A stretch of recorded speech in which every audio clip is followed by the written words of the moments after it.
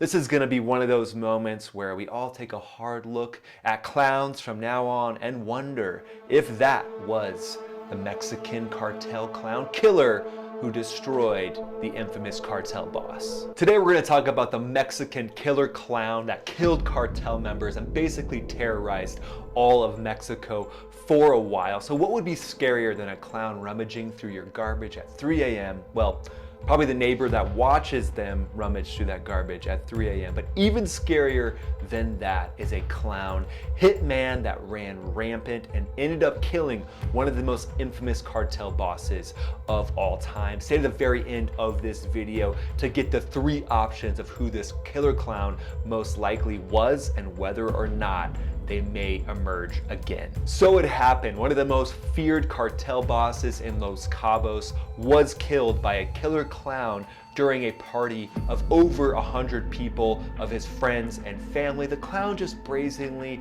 just walked right in, pumped 2 shots into that cartel boss, and then strolled out like they were on their way to the next party to fold balloons into tiny little animals. The body of Francisco Felix was found at that Cabo resort where he was killed in front of his friends and family. He was identified at the scene, and the killer clown ended up pumping a bullet into his chest and into his head. This was no ordinary cartel clown. This clown had been trained. This is like a special operations hit.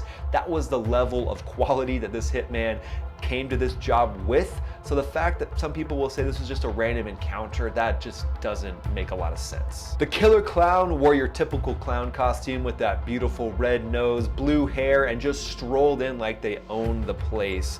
Sources in Mexico say that the costume and motive are currently being investigated. I'm sure there's a room somewhere full of people that are like, clown costume, why did he go red nose? Why did he go blue hair? Why wasn't it yellow hair? This is very important to the investigation. Francisco, the 63-year-old drug boss, was best known for controlling the drug trade in Tijuana, where he basically exported from Mexico to the United States marijuana, cocaine, and even heroin. This guy was into some intense things, so the fact that this came down and ended up being the end of his life is not exactly a shocker. He ran the drug trade in Tijuana in the 1990s alongside his 7 brothers. And let's take a little step back. In the early 90s, the gang run by Francisco was fighting a rival crew, Joaquin El Chapo Guzman's Sinaloa cartel, after they tried to take power over Tijuana. There was basically a battle between these 2 rival cartels for the ability to export those high-priced drug items into the United States. The war between the 2 drug lords peaked when Tijuana cartel gunmen attempted to murder El Chapo at the Guadalajara airport. It was an international airport. They just strolled in and tried to take down El Chapo, but what they ended up doing on May 24th, 1993 was accidentally shooting Juan Jesus Posadas Ocampo, who was a highly regarded Roman Catholic cardinal and, oh by the way, happened to be friends of the Sinaloa cartel and El Chapo. And that attack backfired on Francisco's gang, and Francisco Rafael was consequently arrested a few months later for the murder, and he also faced drug trafficking charges. Following his release from U.S. prison in 2008, the drug boss moved to Los Cabos, that resort town in Baja California, where he'd eventually be assassinated, and obviously he thought he was going to go down there and put his past behind him, but a murdering clown cartel member had something else to say about that. Let's talk about how the actual attack went down. So about 30 seconds into the clip, a man or woman, since there were women assassins in the cartel as well, might be a story for another video, they were wearing a blue clown costume, pink wig, they strolled in front of the camera with their red nose, and then there's panic as the cameraman stops filming those around him. Gunshots can actually be heard, multiple gunshots can be heard at first. Those are the gunshots that are taking out Francisco, but then the clown is gonna fire off a few more rounds as Francisco's son and other family members give chase and try to track down the clown. That was the clown's final warning, saying, hey, if you get close to me, you're going down as well. And then the clown was reported to have fled in a large black SUV. as most clowns usually do. So who actually pulled the trigger? While it's relatively unclear and it's hard to dig up the sources, which is probably by design, there are a few different options. And most of those theories point to Francisco's old enemies in the Sinaloa cartel, and actually El Chapo was nearly arrested in Los Cabos, where Francisco lived, in 2012 because of an anonymous call to the DEA, which reported El Chapo's position and whereabouts and where they would be for the next few days. And it was clear to El Chapo at this point that Francisco was most likely the one responsible for calling the DEA and almost getting El Chapo arrested. And lots of people speculate that Francisco Rafael made that call to the DEA even though they were no longer involved in drug trafficking. They say that Francisco was still involved in money laundering and had ties to criminal organizations in Los Cabos, but it might be one of those things where Francisco just didn't want to hang his boots up and he still had a little bit of a chip on his shoulder towards El Chapo, and maybe he thought his last parting gift to El Chapo could be decades in prison. But of course El Chapo had something to say about that. As drug dealers do, they usually have their strategies to stay out of prison and to give you free stuff at first until you get hooked, and then they charge you ridiculous prices. Wonder if drug cartels created the App Store. Anyway, but it's worth saying that most drug cartels, drug lords, they want to become legitimate. So they'll take their earnings from illegally trafficking drugs into the United States and put them into more legitimate sources. Ozark, we see you. But a lot of these cartels will take their money and they'll invest in these resort towns like Los Cabos or Cancun, and they'll buy resorts which they're hoping will make money in a legitimate way, and they can kind of step out of the drug trade. Now obviously they're still going to have that competitive edge and that chip on their shoulder, which, as we discussed, is why Francisco may have just given that parting shot to El Chapo, trying to get him arrested so he could brag to his friends that, hey, I got my rival arrested who tried to take me down in Tijuana when we were running drugs back in the day. But the consequences for this bet were gonna be extremely high. It's like a guy being addicted to brake fluid, but he tells you, hey, I can stop anytime. Or a guy who says he used to be addicted to soap, but don't worry, he's clean now.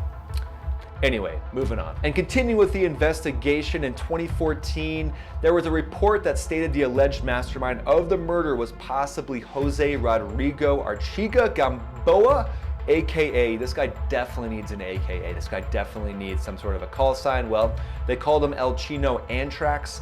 He was the leader of an armed cell within the Sinaloa cartel itself.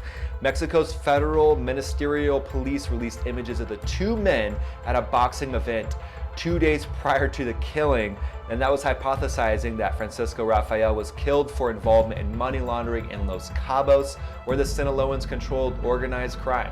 So El Chino was at the boxing match, and Francisco Rafael was at the boxing match as well, and there was money on that fight, and there could have been a dispute about that, which is why El Chino Antrax is one of the top suspects.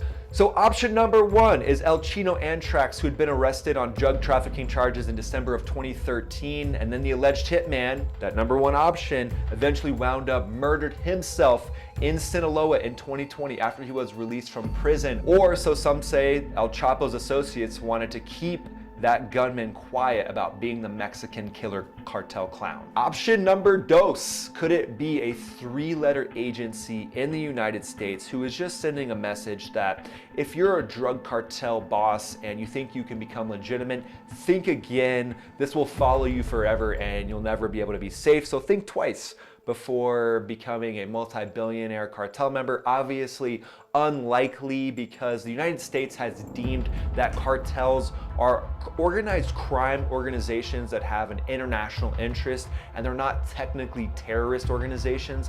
What this means, it means a lot of different things, but one of the things it means is that the United States can't directly use the US military against cartels, so that should remove option number two, but some say that it's possible. Because if it was possible, then there's the chance that we would just use folks that have tridents on their chest or 2,000-pound JDAMs fallen from F-15Es to eliminate cartels altogether, and some may say that may make for a better world, but at this point in time, these criminal organizations cannot be targeted with US government military assets. Let's talk about option number 3. It could have been Fabian Urbino Morales, who instilled terror and reverence among the residents of Aguila, Michoacan by making life hard on the populace by sending posses of killer cartel clowns out into the population to wreak havoc, to destroy rival members, and basically create fear so that he could run the drug trade in that area.